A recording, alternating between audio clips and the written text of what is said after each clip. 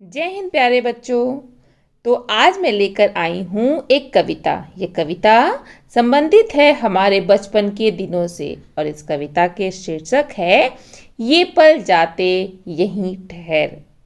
प्रस्तुत कविता में हम बचपन के विभिन्न रूपों के बारे में पढ़ेंगे और यह भी जानेंगे कि हमें बचपन के दिनों की याद हमेशा क्यों आती रहती है और बचपन के दिनों की याद किस प्रकार हमें सताती है।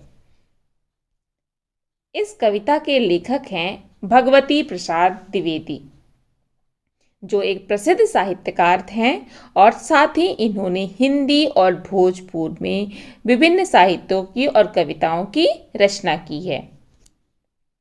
इनका जन्म 1 जुलाई 1955 बलिया उत्तर प्रदेश में हुआ है। साथ ही इन्होंने कई रचनाएं भी की हैं, जैसे भिखारी ठाकुर, नई कोपले की खातिर, जनजातियां, कल आज और कल, शोध, चीरहरण, अस्तित्व बोध, फील गुड और अन्य कहानी संग्रह हैं। इन्हें विभिन्न प्रकार के पुरस्कारों से भी सम्मानित किया गया, जैसे निराला पुरस्कार 2013, सूर पुरस्कार 2014 और बिहार राष्ट्रभाषा परिषद के विशिष्ट साहित्य सेवा सम्मान से भी नवाजा गया है। तो चलिए कविता की पंक्ति प्रारंभ करते हैं। पर्वत झरना नदी नहर जीवन जाता यहीं ठहर। जिस प्रकार पर्वत झरना नदी नहर अपने स्थान पे टिका रहता है, ठहरा रहता है, कवि चाहते हैं कि उसी प्रकार हमारा जीवन भी यहीं ठहर जाए। कौन सा जीवन? बचपन का जीवन। कभी तितलियों के संग उड़ना। बचपन के जीवन में किस प्रकार हम तितलियों के पीछे पीछे भागने लगते हैं।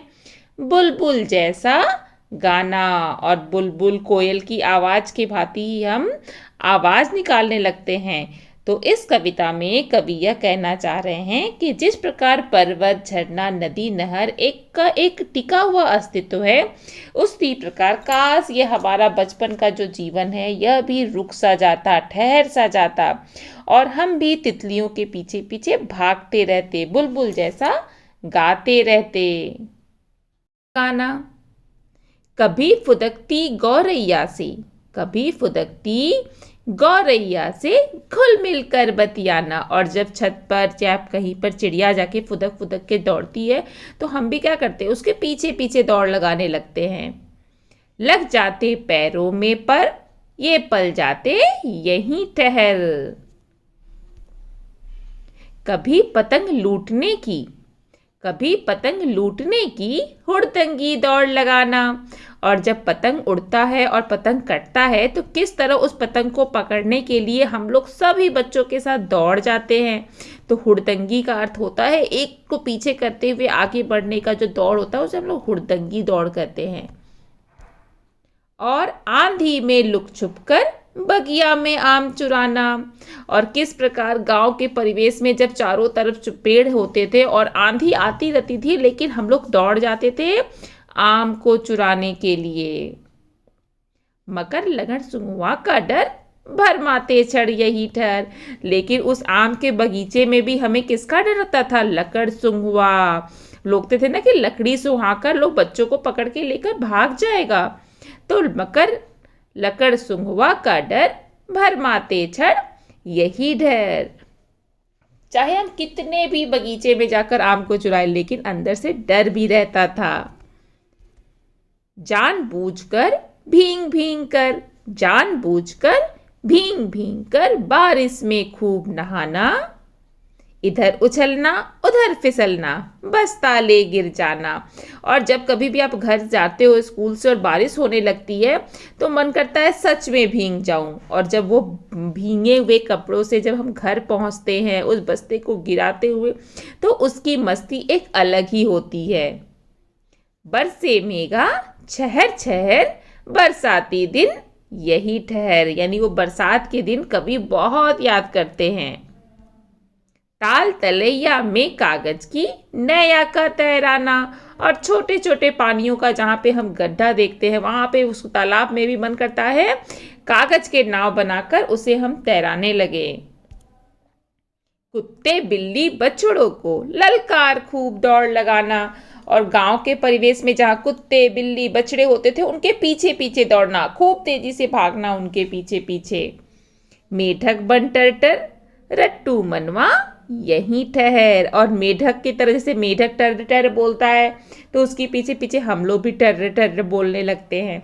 तो मेढक बन करते टर टर रट्टू मनवा यहीं ठहर। कभी रूठना टाफी बिस्कुट, कभी टाफी बिस्कुट के लिए हम लोग रूठ जाते हैं अपनी मम्मी से की खातिर रियाना, और कभी उसके लिए बहुत गिड़गिड़ाते हैं, प्लीज़ दे दीजिए, मुझे दे दीजिए। माँ के मीठी डांटे सुनना और कभी गुस्सा ना, और माँ की कभी डांट भी सुन लो और फिर कभी क्या होता है माँ से हम लोग गुस्सा भी हो जाते हैं कि मम्मी ने मुझे क्यों डांट दिया। लगे दूध ज्यों रखा जहर, लगे दूध ज्यों रखा जहर नखरीले क्षण यहीं ठहर। दूध कैसा लगता है? जहर के समान। हमें सब कुछ खाने का मन करता है, पिज्जा बर्गर सब कुछ, लेकिन दूध पीने का मन नहीं करता ना। तो लगे दूध ज्यों रखा जहर नखरीले क्षण यहीं ठहर।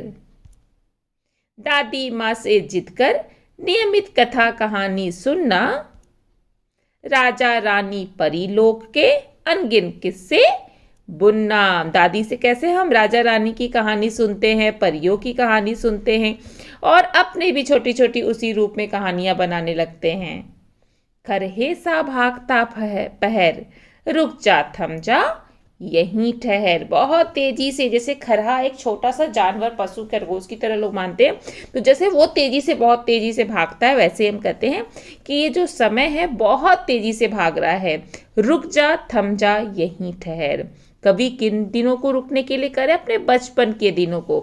तो भगवती प्रसाद द्विवेदी द्वारा यह लिखी कविता आपके बचपन के दिनों को याद रखेगी हमेशा। तो चलिए इस पाठ में दिए गए प्रश्नोत्तर को भी हम अभ्यास करते हैं। कवि किन दिनों के ठहर जाने की बात कर रहे हैं? कवि बचपन के दिनों के ठहर जाने की बात कर रहे हैं। कवि ने अपनी कविता में किन किन जीव जंतुओं के नाम गिनाए हैं? कवि ने अपनी कविता में तितली, बुलबुल, बिल्ली, बछड़े, मेढक, खरहे जैसे जीव जंतुओं के नाम गिनाए हैं। पतंग लूटने के लिए कवि क्या करते हैं? पतंग लूटने के लिए कवि अपने दोस्तों के साथ हुड़दंगी दौड़ लगाते हैं। कहानियाँ सुनने के लिए क्या करते हैं? कवि कहानियाँ सुनने के लिए दादी माँ से जिद करते थे। बरसात के दिनों को याद करते हुए कवि ने क्या कहा है? बरसात के दिनों को याद करते हुए कवि बताते हैं कि वह जानबूझकर बारिश में भीगते थे, उछल कूद करते थे और गिर जाते थे, और कागज की नाव भी तैराते थे। तो प्यारे बच्चों, इस तरह इस कविता को आप अभ्यास कीजिए और दिए गए प्रश्नोत्तरों को लिखिए। अगली कक्षा में हम कुछ नया लेकर आएंगे। तब तक धन्यवाद।